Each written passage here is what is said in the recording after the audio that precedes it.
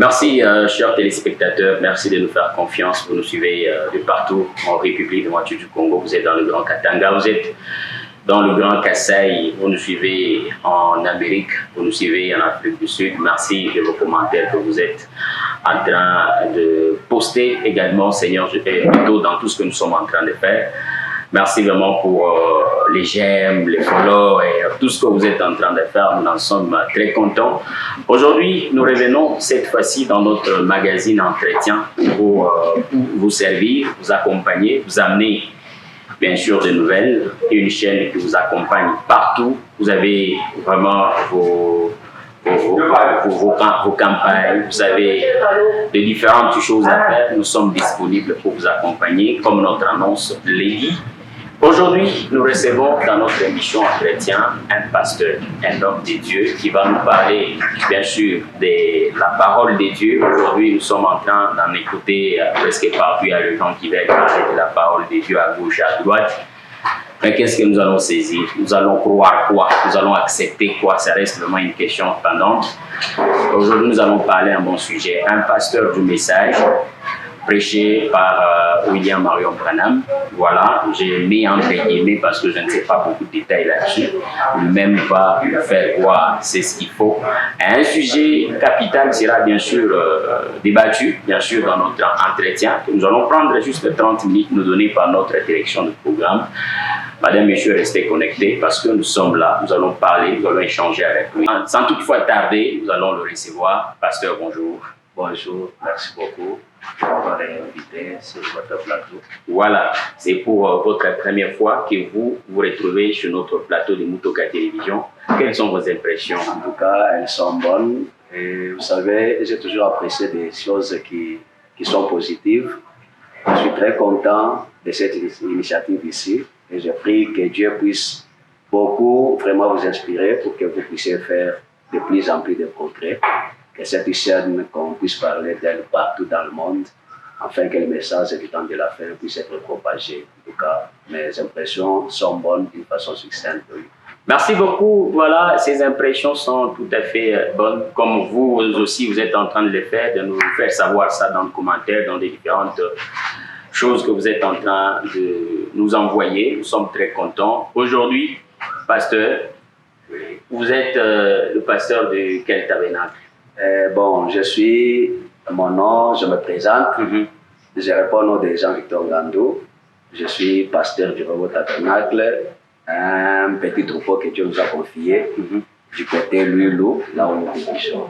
Voilà l'église, là où Dieu nous a donné cette responsabilité. Voilà, Dieu vous a appelé à servir à lui. Aujourd'hui, beaucoup de gens ne veulent pas aller dans des cités un peu reculées. Vous avez accepté d'aller à Lulou. Il y a beaucoup de troubles, il y a des informations qui se disent. Il y a un peu de jeunes gens qui sont mal intentionnés. Vous avez accepté d'aller dans des entités pareilles pour servir Dieu. Vous savez, le problème c'est quoi? Le saint prophète dit, quand Dieu vous envoie, il ne reste pas, il va avec vous. Alors, parce que Frère Branham dit, lorsque Dieu vous appelle à faire une tâche quelconque, soyez sûr de cet appel que Dieu vous a appelé. Alors, si vous n'en êtes pas sûr, vous allez être vaincu. Vous savez, c'est comme vous vous rappelez dans la Bible l'histoire de Jonas, vous l'avez dit d'aller prêcher la parole, d'aller à Ninive, mais comme lui pensait que non, Ninive c'est une contrée païenne, personne ne peut jamais m'accepter là-bas, il a voulu fuir Dieu. Mais ses pensées n'étaient pas celles de Dieu, mais Dieu a fini par le contraindre, en fait, qu'il puisse aller toujours prêcher l'évangile à Ninive. C'est-à-dire que la contrée soit bonne ou mauvaise, il faut que Dieu vous ait appelé à aller dans cette contrée-là, parce que c'est lui qui prendra soin de vous.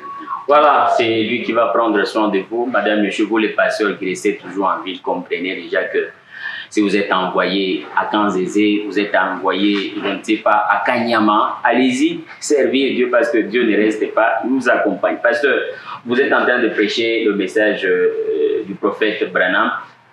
Vous l'adorez aussi comme les autres? Bon, vous savez, adorer Frère Branham, ce n'est pas ça qu'il nous a enseigné, parce que c'est lui-même qui est venu nous pointer le véritable Dieu adorable, qui est le Seigneur Jésus-Christ.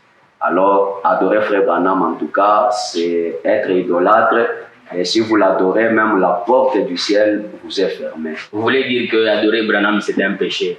Adorer Branham, c'est de l'idolâtrie. Et parler de l'idolâtrie, ce n'est pas loin du péché, parce que les idolâtres, les pécheurs, tous ceux qui font des choses contraires à la parole de Dieu n'iront jamais au ciel. Voilà. N'iront pas au ciel. Tenez fort. Il ne faut pas adorer Frère Branham. Il est notre prophète, il est l'envoyé de Dieu, il est un messager. Il vient avec le message de Dieu. Et lorsque la personne vous envoie un message, il représente exactement celui qui l'a envoyé. Aujourd'hui, nous allons parler d'un bon sujet. Les appels et les dons sont sans repentance. C'est un sujet que nous avons choisi, bien sûr, pour parler avec notre pasteur.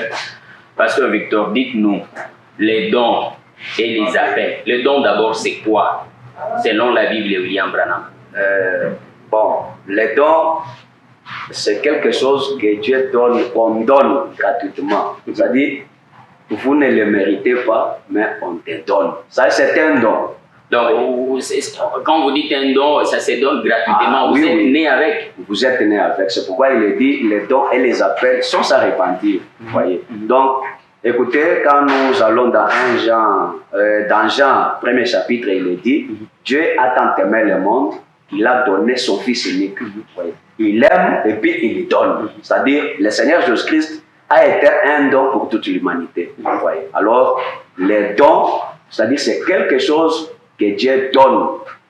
Il donne ça dans sa souveraineté. Donc, les dons et les appels, Dieu les donne. Et il ne se répand pas de les avoir donnés aux gens.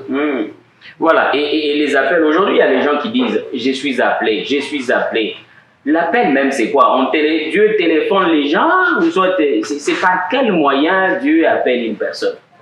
Vous savez, chacun de nous a l'expérience qu'il a vécue avant de commencer à venir au message, ou à commencer à prêcher tout ça. C'est-à-dire, Dieu appelle.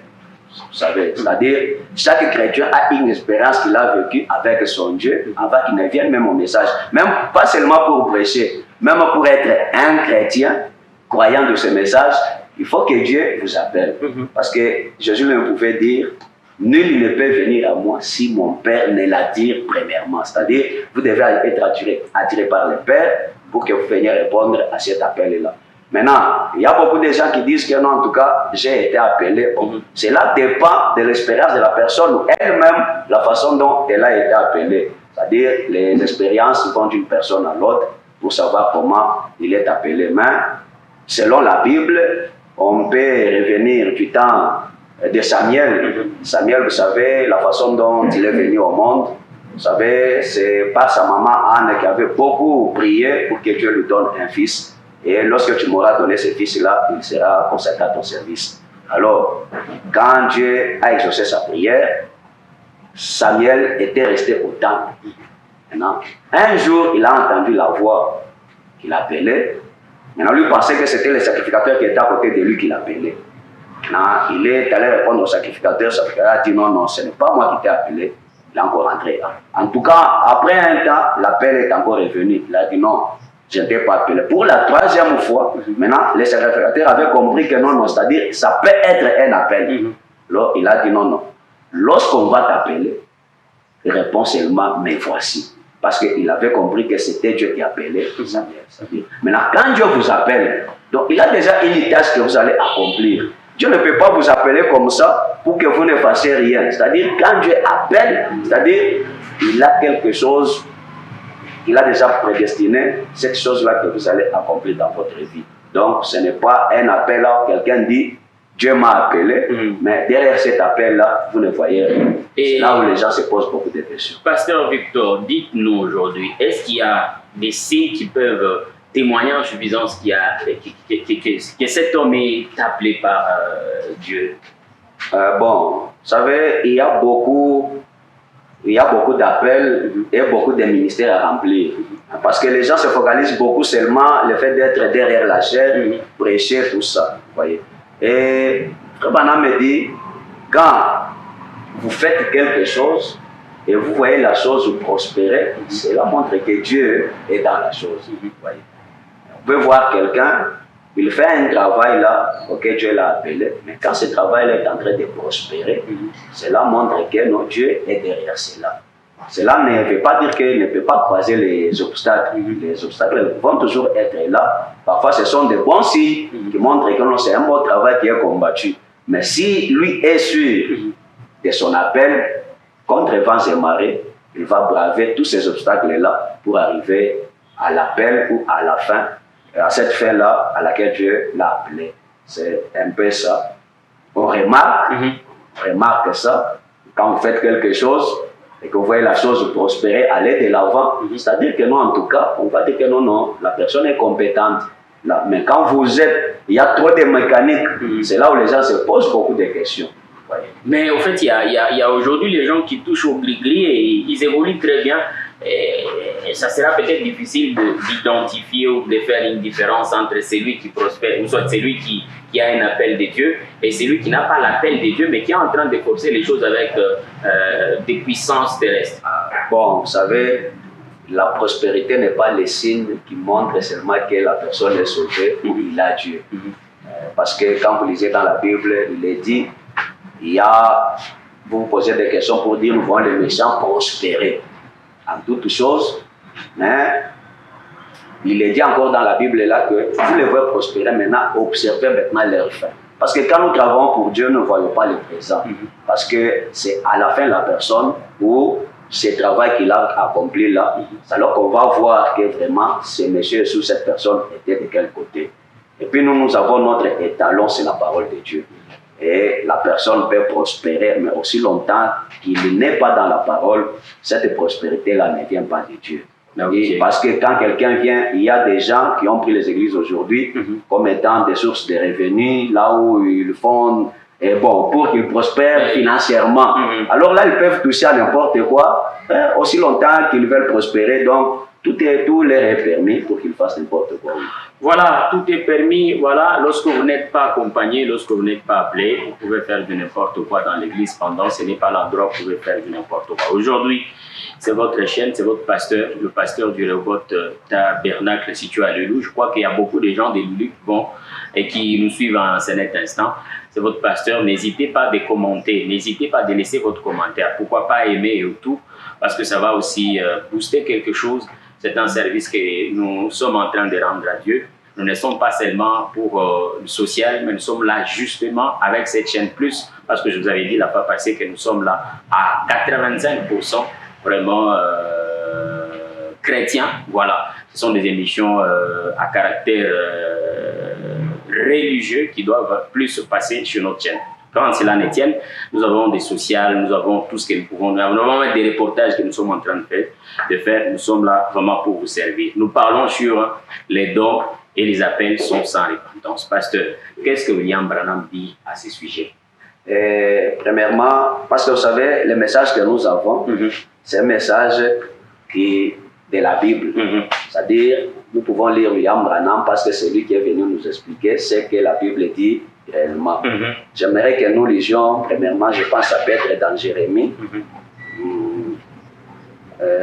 Nous pouvons prendre Jérémie, le premier chapitre. On peut lire le 4e et 5e verset. Nous lisons.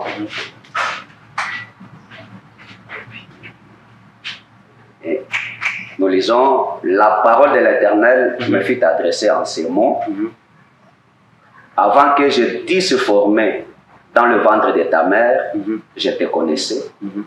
Et avant que tu fusses sorti de son sein, je t'avais consacré, je t'avais établi prophète des nations. Voilà. Voyez. C'est-à-dire, donc avant qu'il soit formé même dans le ventre de sa maman, donc, vous voyez. Donc Jérémie, Dieu le connaissait. Comment quelqu'un peut connaître quelqu'un qui n'a même pas été formé?